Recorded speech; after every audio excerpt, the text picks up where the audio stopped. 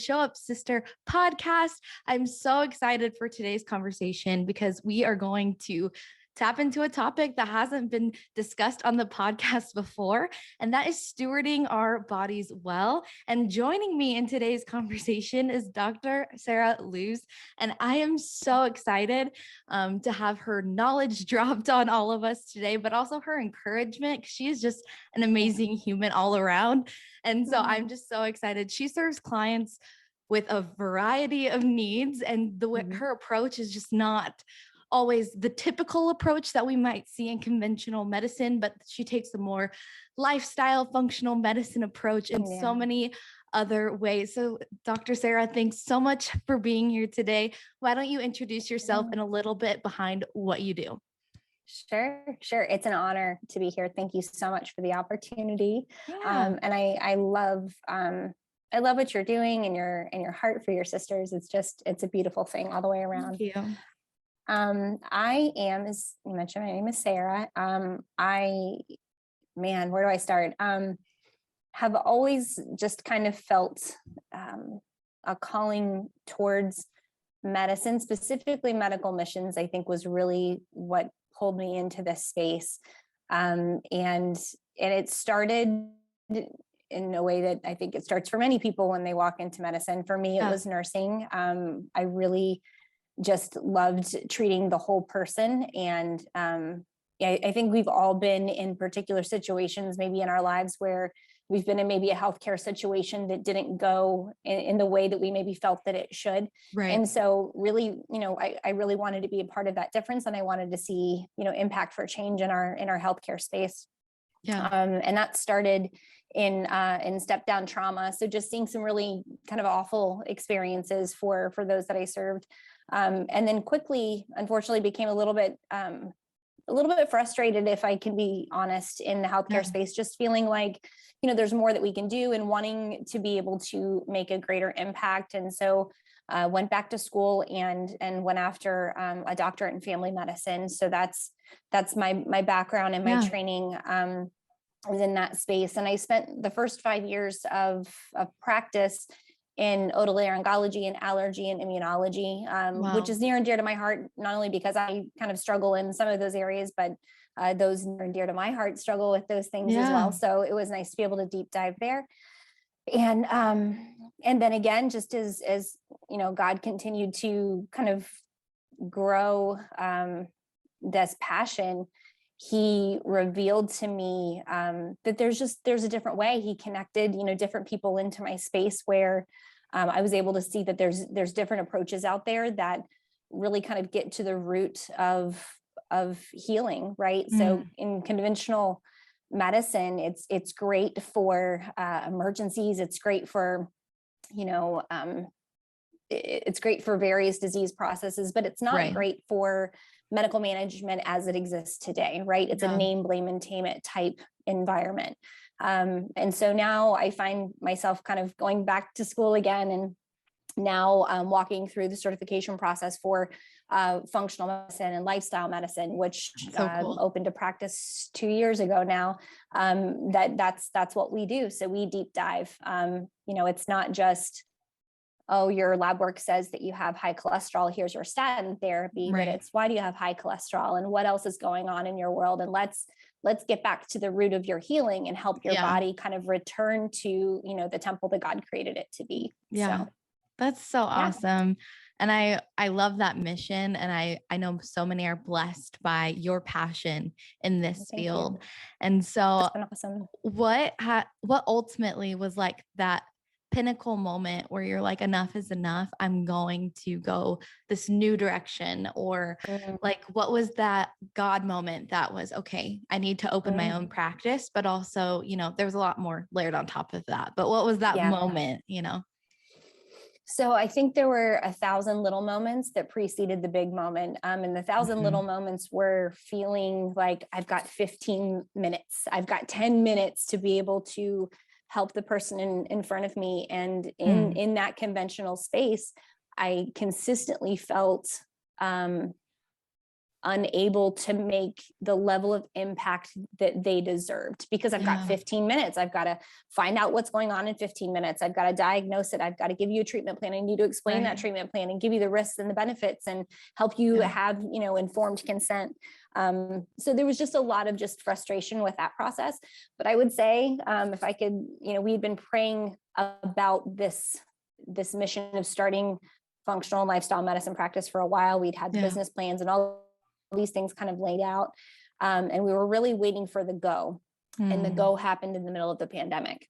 Wow. And I will say that things that were really frustrating for me prior, those 1,000 little things that preceded the pandemic, became so much more pronounced in a space of, it was driven by fear and driven by uncertainty and driven by, oh my goodness, what do we do? And I was in a specialty where the academy was literally saying, you can't see anybody, put everyone behind a screen, and we'll see them when they arise on the other side, because we can't, COVID is deadly, and not to, mitigate the concerns there. I think we need to take it seriously. But it brought a lot of some of the areas of medicine that were already kind of ugly. It made them just so much more pronounced for me. And so it was literally 2 years ago this month that go came.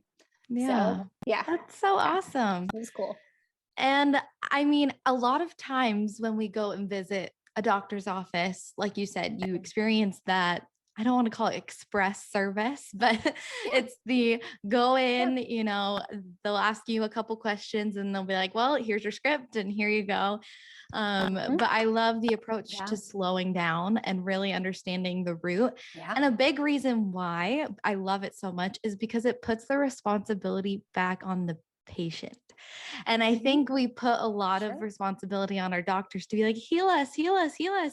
But then what if that healing really was lying on the other side of our action? Like, what if our inaction was causing a lot more of, our problems than we really equate it to? So I want to ask, from your perspective, why is it important for us to take care of our bodies? I mean, other than the typical health answer, but maybe more of on a level of like, okay, I can catch on to that and understand that. Yeah. Oh my gosh. Okay. So first of all, what you said, 100%. So any in partnership, and we truly view it as partnership in this space. I can't own your healing or your illness, right? So it has to be a partnership. Like, we have to do this. We have to do this together. So that is so focally important. Why is it important? So there's so many different reasons. And I feel like probably one of the most demonstrative reasons came out, and it's still coming out. We're still learning every day. There's so much. We are so, it blows my mind how unique we are and how intricate our bodies are. But if you think about like the completion of the Human Genome Project, right? When we finally kind of, we're able to appreciate what that genome looks like. And then since then, there's been loads of data looking at, okay, what does this just gene mean? And what is this particular, how does this particular alteration equate to this particular phenotype or presentation or disorder even, right? So we are now finding, for a long time, we thought, well, if your dad had hypertension and your mom had high cholesterol and, you're a shoo-in for an MI by the time you're, I don't know, 45, right? We would speak that. And what we're finding now that's not the case, right? One of the adages that we commonly refer to in the functional lifestyle medicine space is genetics oftentimes, and dare I say 90 to 95% of the time, let me flip that.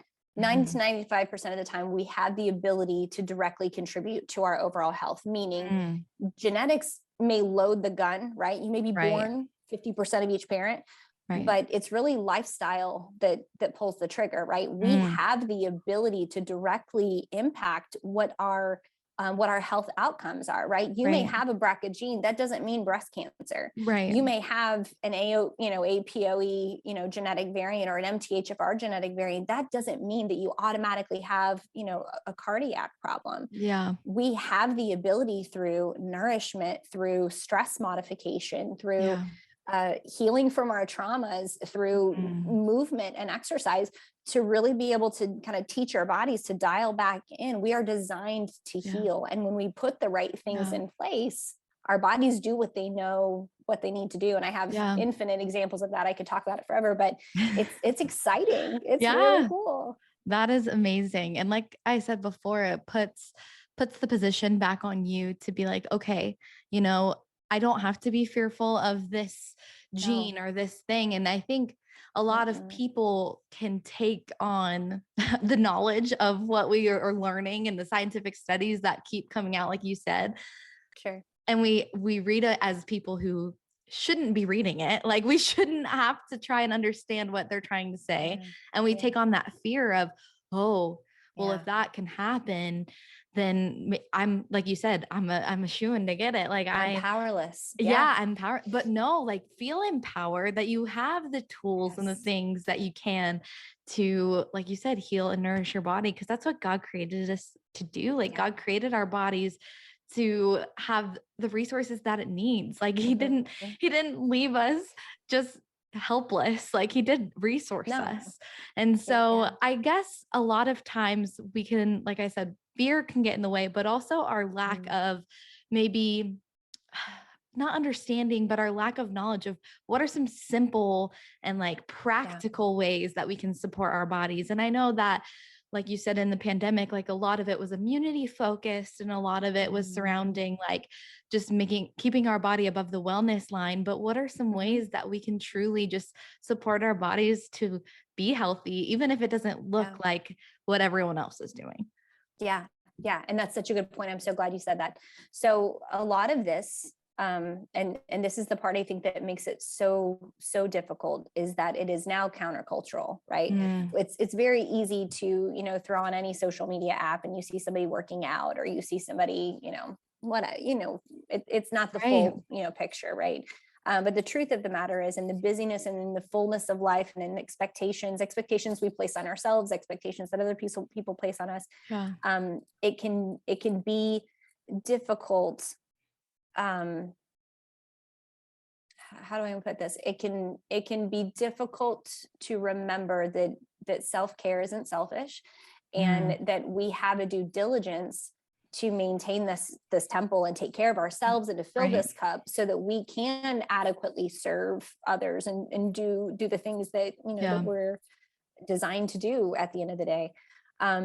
Practically speaking, and I think sometimes in the busyness of life, because I feel like that's probably the hardest thing is lifestyle change and behavior change, is, I think the first step is to, I'm a list maker. So make a list, right? What is it that you want to accomplish out of your life, right? What are your goals? Is it to lose 20 pounds? Is it to gain 10 pounds of muscle? Is it to run a marathon? Is it to have better mental health baseline? Is it to have more energy? Whatever the case may be, write that down and then ask yourself the question, is how I'm spending my 24 hours a day pairing up with that, right? So if I want to, weight loss is such a common topic, but if I want to lose 20 pounds, how am I spending my days, and does that equal, what the goal that I'm working after, right? And so then the next question is, and so we'll keep in that topic. So if we're talking about weight management,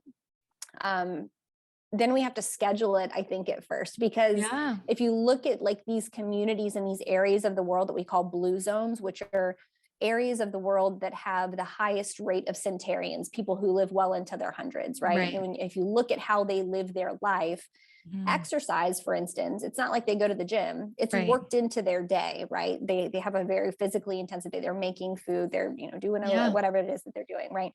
So in the busyness of our lives, and especially in this instant gratification, instant access type of world, scheduling it out and saying, okay, if my goal is to be healthy, to be fit, let's say, then I'm going to schedule from X time to X time every single day, or at least most days of the week, to physical fitness. And that is how I'm going to spend my time. Right. So that's one practical step.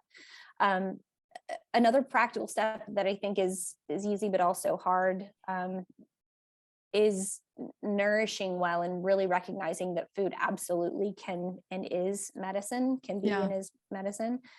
And nourishing well, again, is how I'm eating today equate to the health that I want to, to have in the future. And practically speaking, that's lean proteins, it's dense, fruits and vegetables, it's mitigating sugar and whites, and, simple carbs, and trying to stop eating out of a box and trying to eat more, whole foods. Those are those practical steps. Getting outside, letting the sun, hit your skin, and, taking a walk. Grounding yourself, deep breathing exercises, prayer, meditation. Those are the most practical and the most impactful steps for overall health. And I feel like there's so many different explanations like that. I don't want to take up too much time, but yeah, I mean, those are the basics that really at the end of the day make the greatest impact in overall health. Yeah. And I love that so much. Like, you brought everything that we might see online into a very simplified way. And that was like my next question. There's so much mixed information in the health space. And I think it's because we're in a knowledge seeking culture of, if I know more, that means I'm better off. But if we're not implementing the knowledge that we gain, there's a lack there. But what are some ways that you could encourage us, and maybe signs of discernment, to look out for when navigating that health space information? How can we tell, okay, that is actually not true, that is driven by something other than truth? And then, I mean, obviously an easy answer would be like, talk to your doctor about it. But what are some ways that we in ourselves can use that discernment? Because I mean, a long time ago, we had to have our own discernment in those things. So anyways, that's the question. No, that's a good one. I think the easiest, and it's frustrating again in this quick instant gratification world, but anything that seems like a quick fix is probably not going to have lasting results. Right. So, I mean, it really, truly is habitual change. When it comes to things like nourishment and diet and recommendations in that regard, I think you have to scrutinize a couple of different things, particularly just in this space of over processing, and that's a rabbit hole in and of itself. But, consuming ingredients that you can pronounce, right? If something has, big promises in, 10 days or less, you're probably not really going to get the impacts, and dare I say, as unsexy as it seems. It really is the basics that avail much at the end of the day. And if I can say anything, for those that I serve, and we, as you mentioned earlier, we serve clients in a variety of capacities, be it, autoimmune, metabolic disorders, hormone problems, fertility concerns, across the board. And those that do well are those that have, I think, finally come to the place where they're like, okay, I've tried every other thing out here, every other quick fix, every other, option out there. And now they're like, okay, I'm going to do the things. And it usually takes a few weeks to get them started, but they'll see it. And then you see the light bulb go off, like, man, I kind of feel, a little frustrated for even trying those things, because honestly, at the end of the day, it's eating well, it's getting good sleep, it's managing my stress, and it's, listening to my body, and having a partner who can kind of like help me figure out some of those mysteries along the way. Yeah, that's so good. That is so good. I've been looking into, health space and really focusing on what we bring into our home. Like you said, making sure the ingredients that are on the back of the package or whatever you're picking up, you can read, things like that. And I think what's really empowering about that is, I actually know where my food's coming from, or I actually know what is going into my body. And when we take back that control, I think that there is a sense of release, like a sense of like, Yeah. oh, this life is my own and I can make the decisions and I can Yeah. set myself up for a long lasting healthy life. And I Yeah. think that oftentimes the common person, like you said, busyness gets in the Oh, way, yeah. or experiences get in the way, or life, Sure. just life circumstances. And these past few years are the perfect example of traumatic experience for a Yeah. lot of different reasons and a lot of different people. Yeah. You know, a lot of people experienced grief and death, and a lot of Yeah. people just experienced separation from community. And Yeah. that's a whole Yeah. different conversation. And just all the And different trauma. ways, all the different ways that trauma affects all of us, Mhm. really peaked during these past few years. So, what are some ways when those moments of trauma arise that we could Mm, support our bodies better? sure. Yeah, that's good. So I think one of the things that I'm even learning personally here recently, for myself, I'll say, Yeah. um, it- one of the things that we jump into in our first visits with our clients, we spend that first hour because we have to peel back these layers of the onion, right? We Right. have to understand, is there a trauma history? Tell me a little bit about your physical health. What have you tried? What's worked? What hasn't worked? All those different things. So Right. that first interaction is so important, and trauma is a big component of that discussion.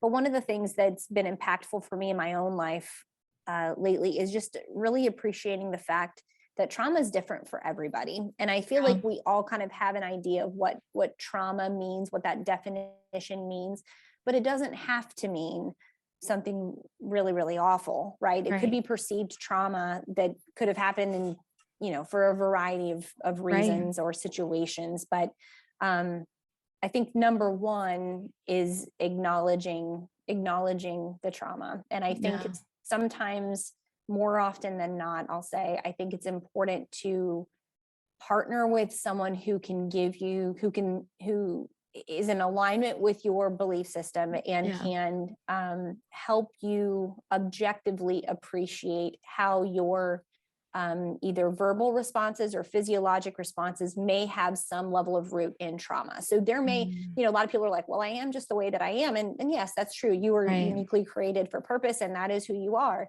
But a lot of that is that nature versus nurture discussion, right? So was Yeah. there trauma along the way that maybe created a pattern that has maybe created Yeah. either long-term physiologic stress in you, or, maybe a reaction pattern in relationships, whatever the case may be. Right. But coming out of that, I think identification is number one, and Mm. getting yourself into a space of humility where, okay, I maybe have some healing to walk through. It's Mm. not comfortable to talk about it. Yeah. It's difficult to walk through it, but man, there's beautiful healing on the other side when we bring it out Yeah. into the light, right? So I think that part is really important at first. The other components of trauma and kind of helping our bodies work through that, I think, has to do with the physiologic component. So understanding how your Mm. body holds trauma. Your body has immense amounts of memory and neural fibers that are Right. stimulated and potentially triggered through seemingly benign situations, right? Yeah. So it's again having that awareness and partnering with someone who can help you pick up on some of those things. For us, and I'm trying not to go down too far of a rabbit hole, I'm sorry, please You're stop me if I good. do. Looking at labs, there's actually some specific markers that we can look at to kind of tease Mm. out some of like more inflammation, and more usually it's a pattern. It's usually not like a one-time draw. It's Right. a, let's monitor you and see how your body's responding. Yeah. It's looking at the whole clinical picture. So for folks who maybe have, and health usually starts and stops in the gut a lot of times. So Right. looking at gut health is a big component of this. And how do you absorb foods? Are you absorbing nutrients? Are you the Yeah. person that's taking a zillion supplements, but you're not absorbing a single one of them? Right. That tells me that there's a chronic inflammatory pattern and potentially, an underpinning of stress. Yeah. You've got to, be gentle with yourself in trying to help change those patterns. And that's where I think the partnership between the physiologic, the nourishment. So B vitamin deficiency is very closely correlated with Mm. um, I'll say ill-managed trauma, maybe later in life. Again, when your gut health is compromised, your neurotransmission, your serotonin, your ability to feel happy and joy and to look at things objectively is thereby affected. So walking through that piece with a partner is going to be really important. Right. But it's kind of like it's all encompassing. You can't just go after one. Yeah. No, that's a really good point. And I'm glad you said, like, we need to be sensitive with ourselves. Like, we need to have that self-awareness, because the realization of it was a pattern that put you there is going to help you realize that the road to healing is also going to be a pattern change. Like, it's going to be a change of little small and consistent things that will ultimately help you in the long run. And so I think something that is a really important thing is remembering grace, and having that grace along the journey is incredibly important.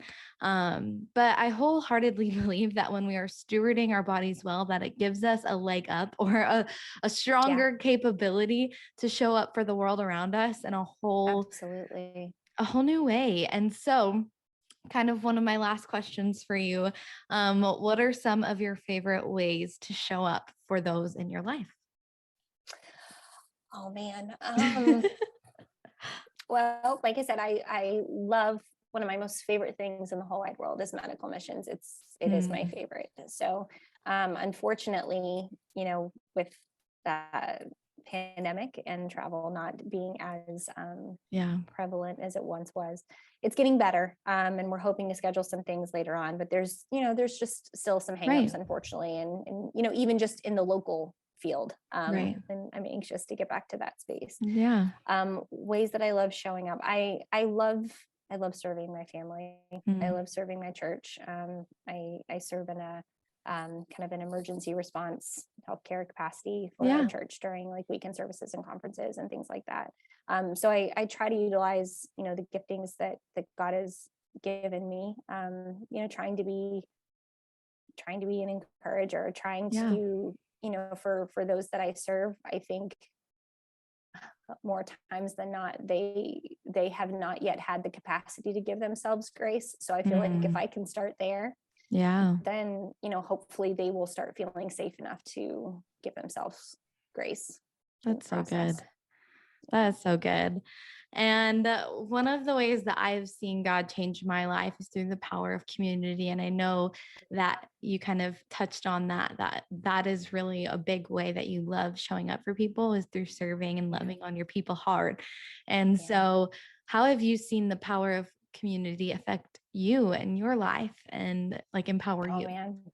Yeah. So, I feel like we're still kind of seeing a lot of that unfold currently here. So, one of the really cool things about what we get to do here at Good Medicine is we kind of are our own community. So we get to walk through folks' healing process together. And so that is just one of my favorites, is being able to see someone come in feeling broken or hopeless, or just feeling ill-equipped, whatever the case may be, and then being able to walk with that through them, or walk through that with them. Yes. Yes. Thank you. Being able to walk it out with them is one way that it absolutely blesses my heart. We recently, another non-clinical way though, that just rocked me on my heels for weeks. We had made the decision last year that we just had this feeling that it was time to cast away all debt. We wanted to eliminate completely. We didn't have a lot. I had a student loan, our cars were paid off. But we just felt the need to minimize. We really just felt like God was calling us to minimize. So we sold all the things and moved into an RV full time.